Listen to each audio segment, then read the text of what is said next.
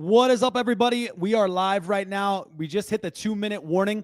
If you are watching this video after I've gone live, you're going to want to skip ahead to the post-game reaction unless you want to watch my reaction to the last 2 minutes of the game, which, of course, you're more than welcome to. But it is 3rd and 9. San Francisco 49ers have had two nice little run stops there. And the 49ers, or the Arizona Cardinals, are desperately going to fight for that first down. The San Francisco 49ers have used two timeouts in order to stop the clock before the 2-minute warning. There you go. Now we're sitting at the 2-minute warning, feeling pretty gutted for sure with how the last couple minutes of the game have gone. Things were looking really good for the 49ers who drove the ball down the field and got a touchdown. Felt really good. Then the Arizona Cardinals answered in horrible fashion, where the 49ers have given up two massive plays. The first one to Marvin Harrison Jr., who can't even catch the ball in wide open space. And yet we tested him again and said, go ahead and get wide open space. Let's see if you can catch it again the second time. And that time he did catch it, because I guess a wide receiver in wide open space should be 50-50, right? 50% of the time. And then after that, Ronaldo Green, of course, has the pass interference on a play that turns out in the end didn't even need to PI there, but PI's inside the end zone. So the Cardinals get in a perfect position with 4 downs to get a touchdown. They scored touchdown. There's no surprise there. Those of you that just joined in, let me know how you guys are feeling, of course, as we're sitting at the 2-minute warning. But then the 49ers throw a pick, and they're driving down the field. They had start with really good field position. Maybe that's not the drive where we started with good field position. But anyways, Mac Jones throws a bad pick. Unfortunately, it was so far away that Ricky Pearsall, it's bad when your wide receiver is already trying to tackle the guy who caught the ball as he's catching the ball.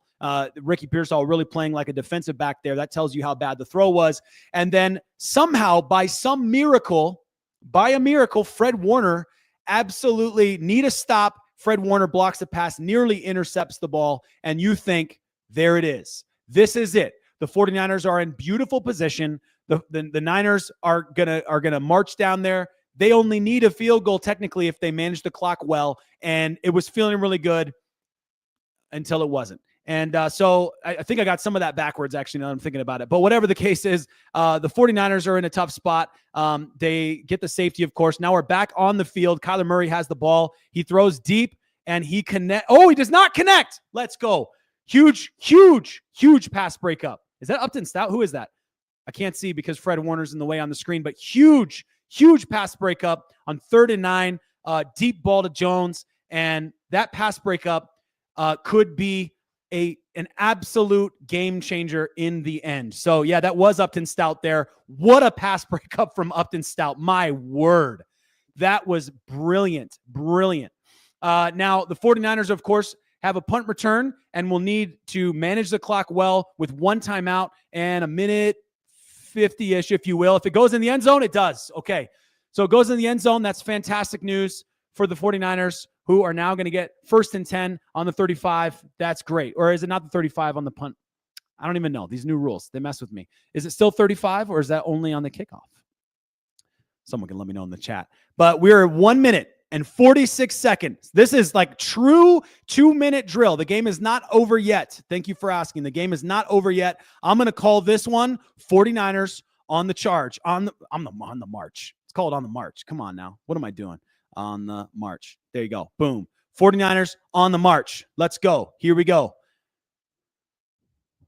49ers with the ball on the 20-yard line. Okay, that makes a little more sense. So just like it kind of always has been forever. Not really sure how that play. I don't know if that's a throwaway, but Ricky Pearsall is in double coverage there, and he throws it short of Ricky Pearsall by a pretty wide margin there. All right, trying not to get copyrighted here, but I'm trying to turn the volume up too because I want to hear what the heck's going on here. So it's 13-15 because of that safety, which is Dominic Pooney's fault for a hold on Calais Campbell. Man, the 49ers offensive line have had some bad holding calls today. All right, Mac Jones, quick pass to Jake Tonjes. Let's go, baby. That's a first down. That's what I want to hear. Still running the clock with 1:30. Smart management so far with the timeouts, in my opinion. Saw some people saying we should have done a timeout earlier on the goal line. That would be understandable for sure. Another pass, quick play from Mac Jones to, who is that? Is that Sky Moore with his first ever? Is that his first reception in a 49ers uniform? And it's for a first down. 49ers continuing the march. Blitz package coming in. Mac Jones with a quick pass to Jake Tonjes, who was getting held, and the flag is on the play. Okay, guys, what is going on with the holds today that have not been called? I feel like the 49ers have been held several times that have not been called. Defenseless receiver on Christian McCaffrey. Don't know how that one didn't get called. It felt to me that way anyway. But yeah, Jake Tonjes, I think they're going to call that a pass interference. Oh, legal use of the hands? Hands to the face? That's 15 yards, baby. I think it's 15 yards. It should be. It's personal interference, right? Or a personal foul. So it's 1st and 10. 49ers have the ball. Down, all they need is a field goal to win. Do not forget that. That's the big thing. The beauty of a safety on a tied game is that you go down there, you march down the field, and you kick a field goal. Eddie Pinheiro gets you a W. Here we go. 1st and 10 from the 49ers, 46. Mac Jones with the ball. Successful pass to Kendrick Bourne? Or is that Scantling? I don't have these numbers down. These guys are so far down the depth chart. I don't know their numbers off the top of my head. All right. 49ers pass the ball again.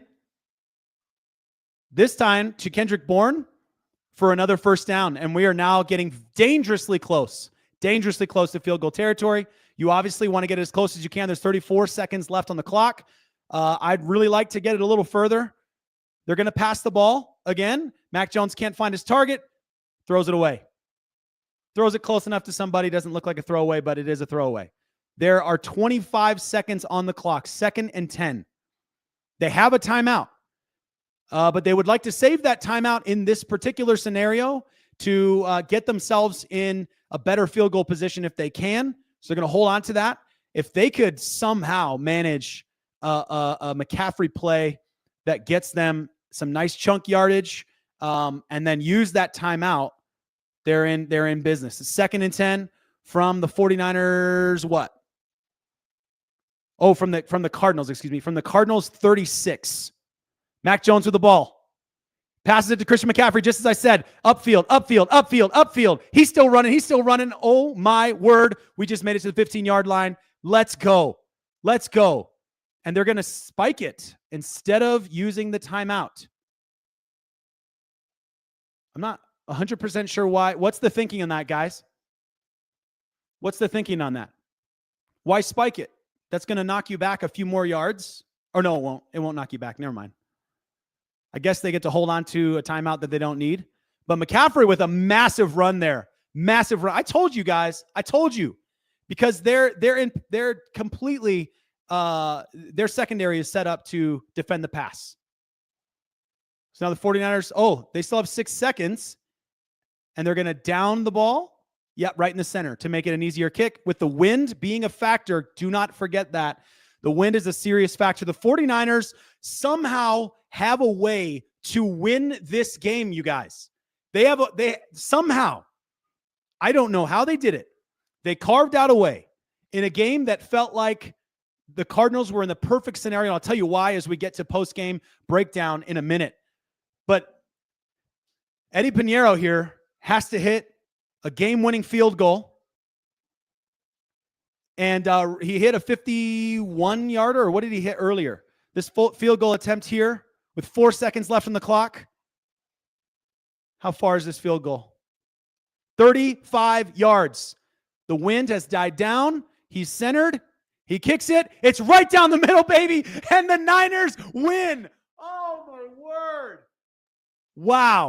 Wow, you guys. And that is why you got rid of Jake Moody. No offense to Jake Moody. The 49ers win. Let me know how you're doing right now. 49ers fans.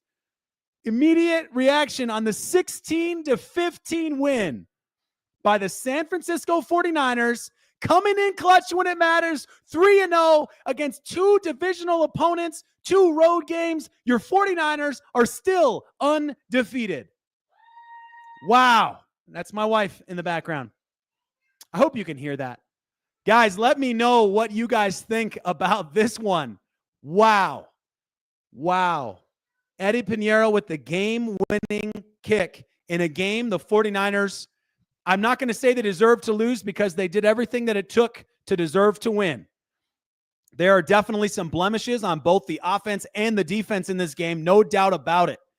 But when it came down to it, when the game was on the line, they found a way to win. And that is, I'm going to turn this game, I'm going to turn the computer. I don't need the commercials. Come on now.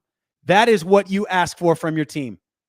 Find a way to win. Let's go.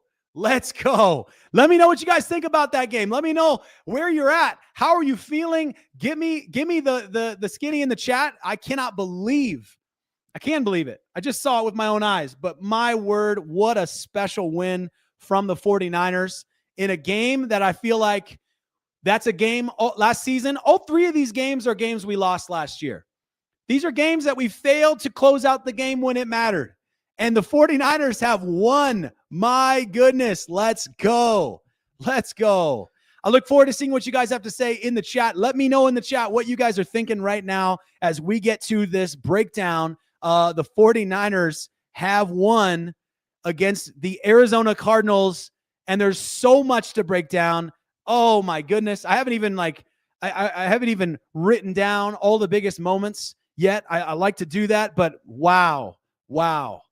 What a special moment for the 49ers to go out there, Eddie Pinheiro, to get the game-winning kick in a game that we were set up to win basically in multiple occasions. And we're going to get to kind of some of the breakdowns, some of the drive breakdowns, some of the player breakdowns. I really want to know what you guys think on this one, but the bottom line is a W. That's the one that matters, is the W. And at the end of the season, when we're thinking about playoffs and we're thinking about being in this division and now topping the division, the Rams lose in the closing minutes of the game, unable to finish it off against the Philadelphia Eagles. Then the Arizona Cardinals lose again today against the San Francisco 49ers. So you're in a great position.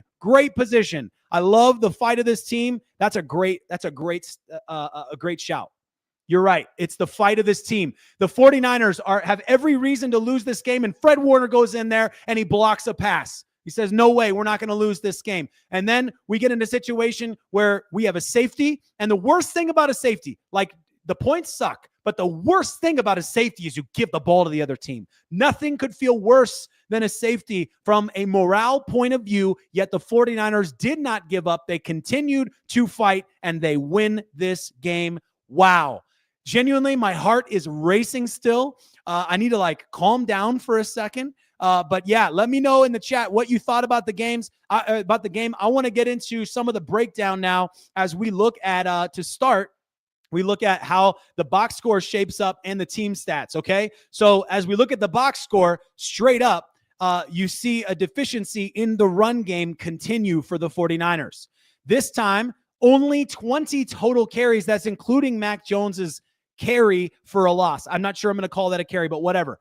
You can call it a scramble. You can call it whatever you want. The 49ers run the ball only 17 times for Christian McCaffrey and only twice for Brian Robinson Jr. I felt like in that goal line scenario on second down, I would love to see Brian Robinson Jr. get a shot there. But he gets them where they are. Great. He does a great job to help out the team when he does come in on those two plays. I would have liked to see more out of him, not because Christian McCaffrey can't do it, but because that's part of what Brian Robinson's calling card is. It's the power. It's that contact at the line of scrimmage, and he gets 4 more yards anyways, right? That's the thing you're looking for. I don't want Christian McCaffrey putting his Achilles through that kind of pain. I want Christian McCaffrey in the flat. I want Christian McCaffrey in the check down. I want Christian McCaffrey doing more than just running the ball. So, Brian Robinson Jr., of course, on that one. But how about Ricky Pearsall? Ricky Pearsall with 117 yards, a 34-yard long in a 4th and 2 situation where Ricky Pearsall goes for 34 yards. That is an unbelievable play by the 49ers. That's gutsy. It's risky. The game's on the line. You only need 2 yards, and they decide to snap the ball quick and go to Ricky Pearsall outside. I love it. Deep ball. Love it. Christian McCaffrey leads the team in receptions again for the 3rd straight week. He is the reception leader for the 49ers, and we're just about to get Demarcus Robinson back from his what do you call it? From you know, let me know in the chat. What's the word I'm looking for? Not injury, obviously. Someone give me the word, please. Somebody give me the word. What am I looking for? Not fined. Whatever. You'll get me. I'll look at the chat for a second. But you'll have him coming back, which is huge. You'll have George Kittle potentially coming back a week later, which is huge. He might be held out because of the short week on that Thursday. But this is massive, guys. Kyle Juszczyk gets the 1 reception when it matters for the touchdown. Marquez Valdes-Scantling has a nice play. Sky Moore has a nice play out of nowhere at the end of the game. Jake Tonjes had 2 nice plays. And Kendrick Bourne had a couple good ones as well. So, the 49ers coming in clutch when it matters. This is all about that defense, though.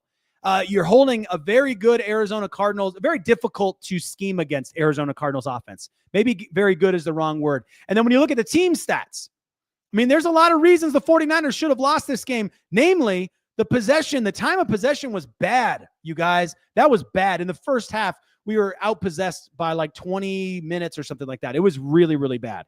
And then when you look at the where's the third down? How did we end up on the third down efficiency? 2 for 10, you guys. And the 49ers defense holding the Cardinals to 5 for 15. That's with Kyler Murray and his ability to run. In the end, when it's all said and done, and you look at the game leaders, how did you manage to have Mac Jones nearly get to 300 yards again? And Kyler Murray only held to 159 yards. Christian McCaffrey with only 52 yards. And of course, it is a game changer that James Conner goes down with the injury. And I'm not saying that as a celebration. I'm saying that it's a game changer for your game. Like, it changes everything about the game. But let me know what you guys think in the comments, you guys. I cannot wait to hear what you guys think there. I feel like let's break it down now and go just position group by position group, and let me know what you guys think on this one. I want to start with how you guys are feeling about this offense. This offense to me felt like an offense that desperately needed Brock Purdy back, and especially in the first few drives. Another slow start for Mac Jones in this game. And you got to give some credit, of course, to the other things Mac Jones was able to do, like that 34-yard explosive to Ricky Pearsall. You got to give him credit for that, right? But why was it so hard to get the ball moving early on? I don't know. That's a question I'd like to know. You have your first drive is a 3-and-out. Your second drive is a 3-and-out. Your third drive, spreading the ball around, getting everybody involved. You've got a banged up defense on the other side who has not had a chance to get a rest whatsoever. And you go down there and you get a field goal. Great. That feels good. Your fourth drive. Great. You get a field goal. Then it goes to halftime and you come back out, and what do? You get some chunk yardage, but not good enough at all. Another ugly drive. And that's how you come out of the half, and you punt the ball away. Did not feel good. Sixth drive. You're feeling really good on offense. You're moving the ball all the way down the field. You get into the red zone, the lower red zone. Turnover on downs. Go for it on fourth. I felt like the Cardinals, by the way, we got to give them credit for what they did on fourth down. My word, they did well on fourth down today. Went for it a couple times successfully. And we had third down stops where I felt like that was it. But because they went for it on fourth down, we had to go another time and we lost it. So, yeah, let me know what you guys are thinking about the offense right now. This take from Art Vasquez. We squeaked this window. Never should have given them that safety. Couldn't agree more. That's a situational thing. And Dominic Pooney's not a rookie anymore, man. You can't be making those kinds of mistakes. You have to know better. Now, I will say this. The hold that gets called in the end zone is I don't even know if you can call that a hold, man. Now, he does hold him. The flag is belonged, but that was before that. That was before you're in the end zone. But whatever. You found a way to squeak out the win, which you have to give some massive credit to this team. And you're going to be real happy to get Brock Purdy back. I'd be surprised if Brock Purdy is not taking first team reps in practice on Tuesday. Straight up. Like, he's going to be out there taking reps. No offense to Mac Jones. I thought Mac Jones had a decent game. Threw for 300 yards almost. Had a touchdown to Kyle Juszczyk. Cool. Things are good there. But, boy, that interception was a bad moment. That was similar to Brock Purdy's end of the game interceptions, like the one against the Rams at the end of the season last year, where I felt like, why are you trying to force it on that play? That's not the play to do it. You're in a great position. The time is on your side. Everything is going well. Throw that one away. You do not need to throw into triple coverage in that scenario and overthrow in a situation where, Ricky Pearsall is playing defensive back because he knows before the ball's getting there that this is outside of his realm of possibility. So yeah, we got away with that one for sure. Let me know what you guys are thinking about the offense. I will say this. I do love, as bad as the offense was throughout the majority of that game, I've got to give some massive credit to the way that Kyle Shanahan got that ball around at times when it mattered. Getting other guys involved, finding ways to get Marquez Valdez-Scantling, get Sky Moore involved, get Jake Tonjes involved, get Kendrick Bourne involved, get Kyle Juszczyk involved. In moments when you as a defense are trying to figure out how to stop the bleeding and the ball's going over here and then it's going over there and it's going to that guy and it's going to this guy, it's going to that guy, makes it really, really hard.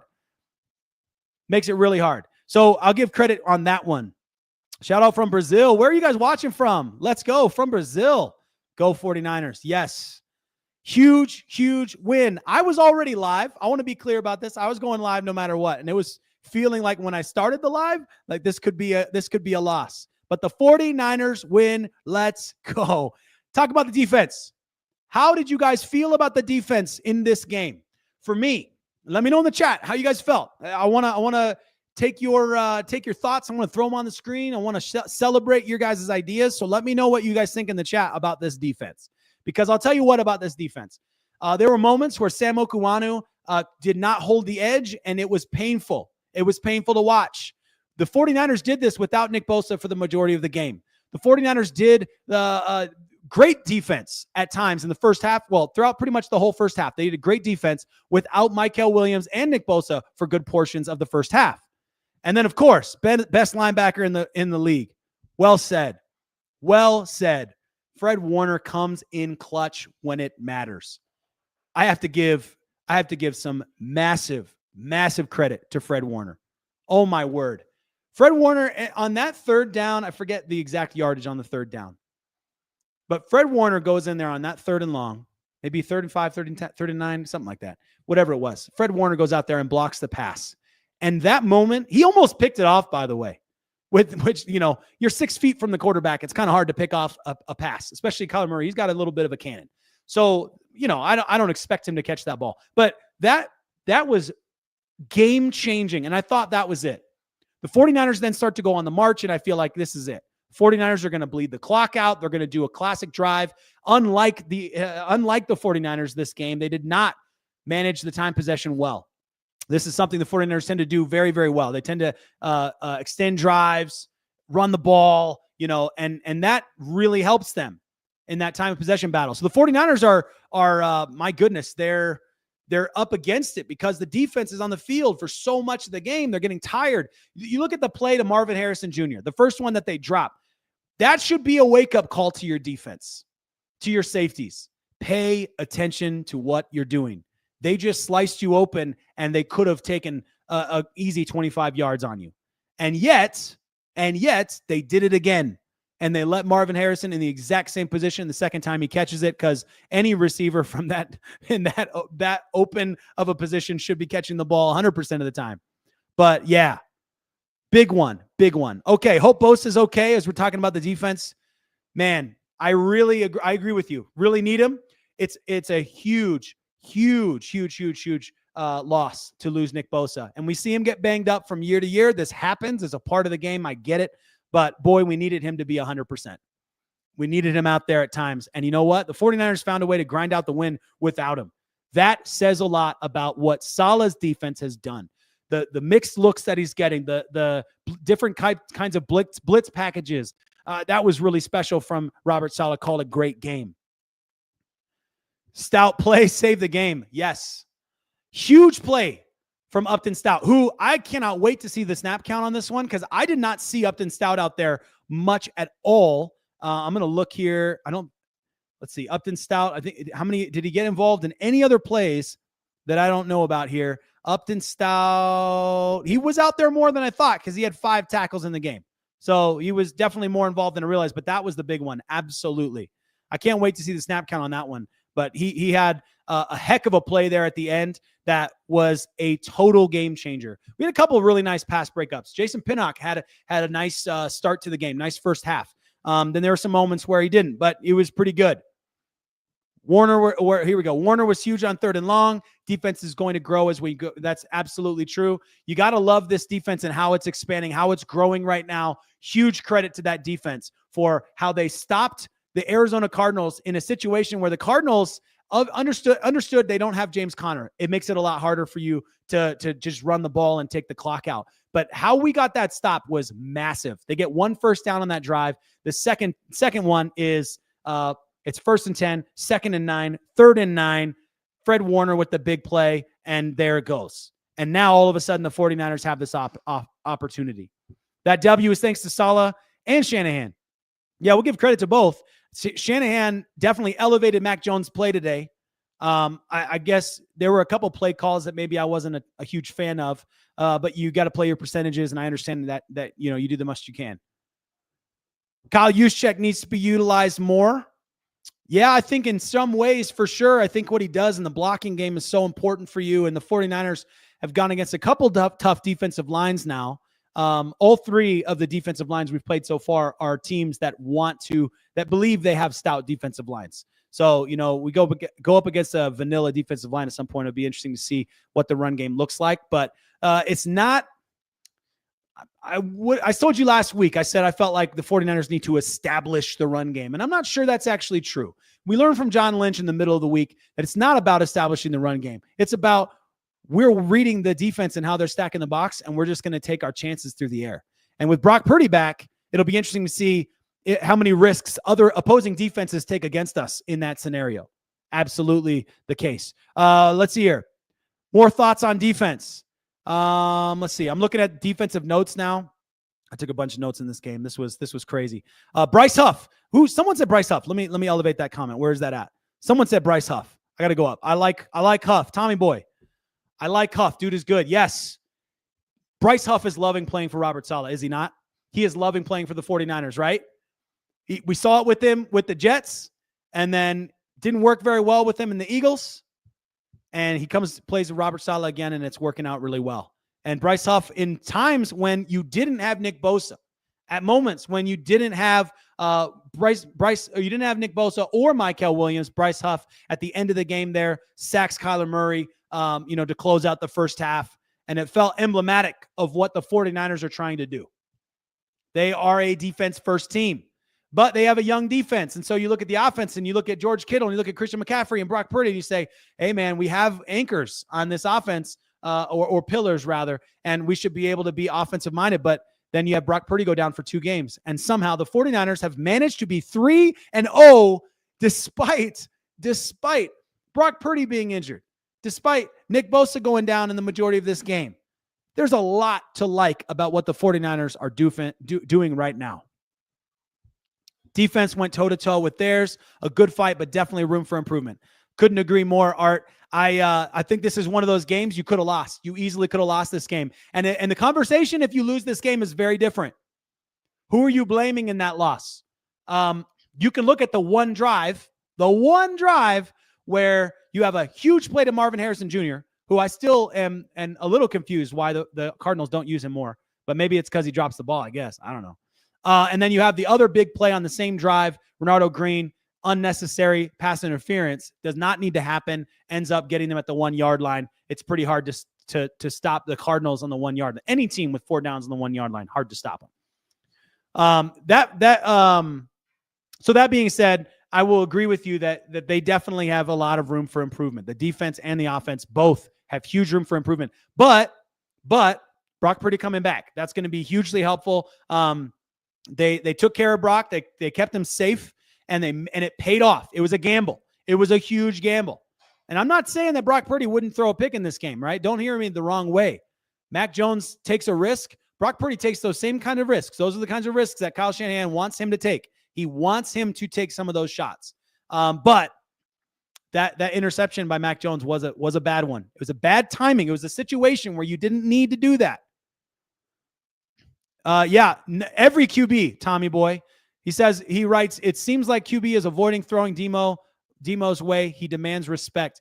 you gotta give massive credit to Diamond Lenore for the reputation, the sneaky good reputation he has had throughout the league, that in your first 3 weeks, they have done everything they can to avoid throwing to him. And by the way, Diamond Lenore needs to get credit as well for a brilliant open field tackle. That was a game-changing tackle for him. The 49ers hold the Cardinals to 5 third down conversions on 15. If they didn't go for those 2 fourth down conversions, the play-by-play stats look way different. But they get those fourth down conversions and things change a little bit. Great statement from Valerio, excuse me. Too many penalties could have cost the game. You're absolutely right. And the Cardinals had some big penalties that really helped us out when we needed it most. But yes, you're absolutely right. The 49ers penalties this season have been bad. And some of them, like you look at Connor Colby's penalty and you say, the guy's a rookie. He's coming in. He wasn't even supposed to be the starting left guard. And you give him a little bit of credit. You let it go a little bit, right? Give him a little bit of a leeway. But Dominic Pooney's, he's a great offensive lineman. And he's not a rookie anymore. So I expect him to be better in that situation. I have to agree with you. And then Renardo Green, same deal. Renardo Green was lights out last year. Not lights out. He was very, very good last year, though, as a rookie. And now your expectation for him has gone up. And his play has kind of stayed level. But your expectation for him in his second year is, I want to see you take that step forward. And I think he will under Robert Saleh. I think the energy in the locker room of this 3-0 49ers team is definitely going to help out some of those players that are struggling a little bit right now. Got to give, by the way, got to give flowers to Jair Brown. You guys, Jair Brown has, he's been a roller coaster of a player. Came in 2023, was awesome, and then looked really rough at times last year. And Jair Brown comes in this big nickel role last week. And all of a sudden, we saw something special out of him. And he says he's a top 5 safety in the league, and that's how he thinks about himself. Dude, good. Like, fine. I'm happy he thinks that. I'm happy he believes that, and that's what he aspires to. That's that same kind of Diamond Lenore attitude. I like that attitude on defense. Like, no, I'm better than you're seeing right now. I'm way better than that. Good. But he's not a starting safety on this team right now. Jason Pinnock is a starting safety on this team. Marquise Siegel is a starting safety on this team over Jair Brown for good reason. Marquise Siegel does have one bad moment in the game, but overall, I thought he played really well. I thought Siegel played really well. The one that I'm sure Marquise Siegel wishes he could get back is that run game, that big run play they gave up to Benson. I want to believe. I think it was Benson. And Siegel, as the safety, that's your job. He can't get past you, number one, right? And Siegel goes in there. He's in a good position to stop it, and he is not able to create that tackle. We've seen Siegel make plenty of open field tackles, so I know he's capable of it. But that was the only play that I feel bad about on Siegel. Other than that, he played well. He played well. So you got great rookie play coming out of Siegel. Great rookie play when it matters coming out of Upton Stout. And Tig Brown in this nickel role, I like it. I'm cool with that. We will get a Bosa update later. The good news is, I think it's good news, but we don't really know yet. The good news for me is what we saw on the sideline after he comes out of the blue tent. Michael Williams was a little bit concerning because he just went straight to the locker room, but ends up coming back in and playing. So that's good, but we don't know yet. So we're gonna have to wait and see there. I didn't feel like we had that many missed tackles. We did have some missed tackles. Always do. That's something that I'm always kind of harsh on them for, but I feel like they stormed the ball really well. Under Saleh, the number of players that put pressure on the ball, the second that the ball moves, either from Kyler Murray's hands or in Kyler Murray's hands, everybody floods the ball really, really well. So I got to give some credit there. Okay. Last but not least today, special teams. How you guys feeling about special teams? Let me know in the chat how you're feeling about the 49ers special teams. I'll give you a couple here before I get to the end, obviously, which is the big moment. But Sky Moore, he gets a good little return opportunity. He doesn't break through, but he hits it with pace. I do not understand Isaac Guerrero right now. Dude, Isaac Guerrero runs a 4.3. He's 220, and he runs a 4.3. He's the perfect, on paper, he's the perfect person for the new kickoff rules. for these last 2 years.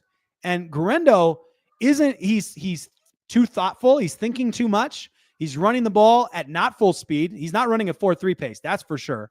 And I don't like what I'm seeing out of him.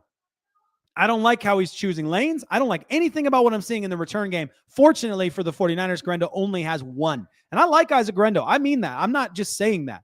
I'm not just harping on him. But I every time he's returned the ball this season, I've not been super happy about it. Tig Brown, by the way, while we're giving Jair Brown flowers, he has a massive tackle in kicking coverage that I think it was kicking coverage. It could have been punting now that I'm thinking about it, but I can't remember. That could have been a big deal if he gets past Jair Brown. So you got to give him some credit for that. But of course, the big one that we got to give credit for, got to give flowers to is Eddie Pinheiro. Eddie Pinheiro hits a big kick. I did write down the yardage. I just have to go look at where it was. It would have been the fourth drive or the third drive. He had a big kick, and I don't remember which one it was. So I got my notes up here, and I'm looking for a second, but it was a 51-yarder. Yeah, it was. So I had it right. 51-yarder that he hit. And you got to feel really good about Pinheiro hitting a 51-yarder. That's fantastic.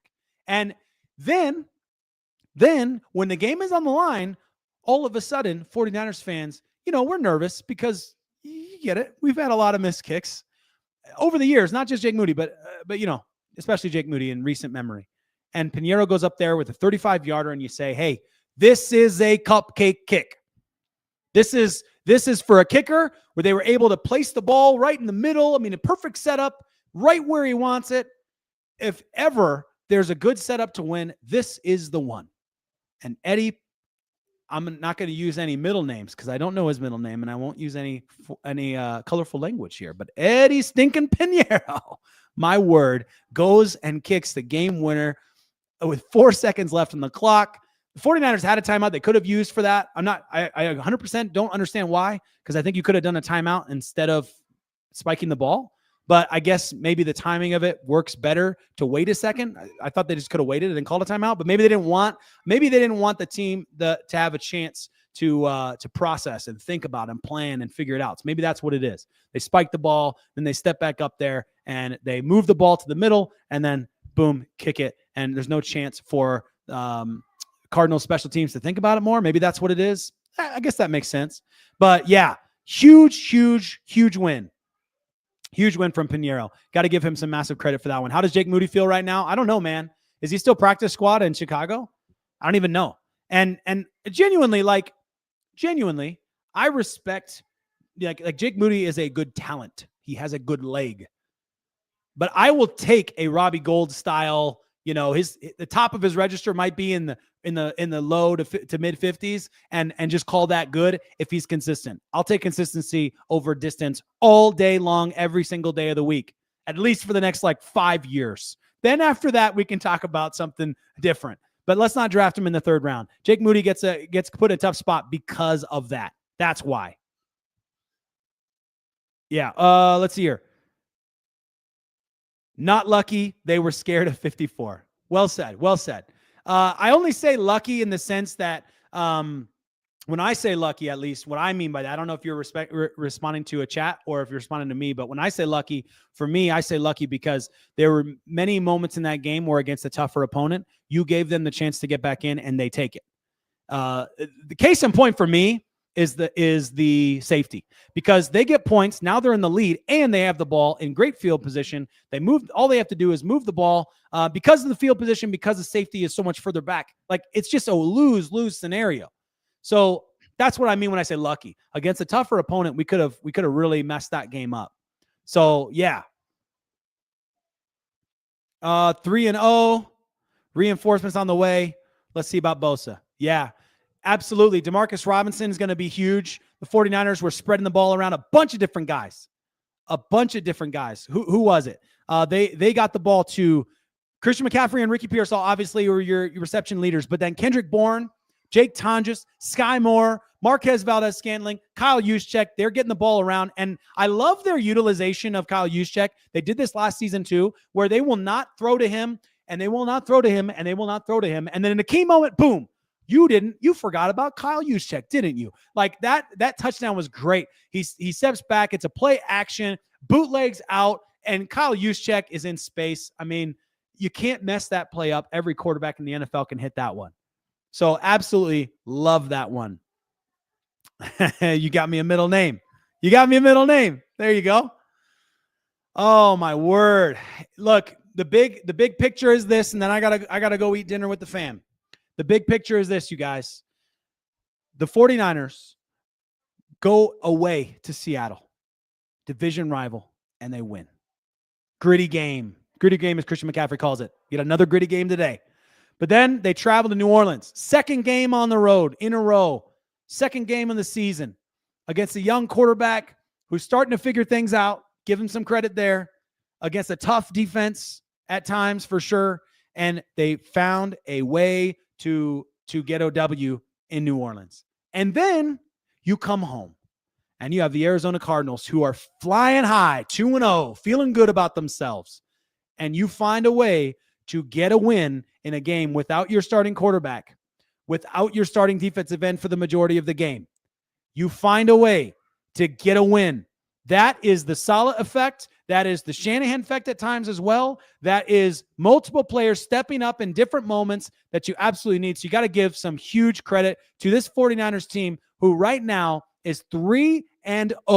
3-0. You cannot ask for more than winning every game that goes in front of you. You can't ask for more than that. That's it right there.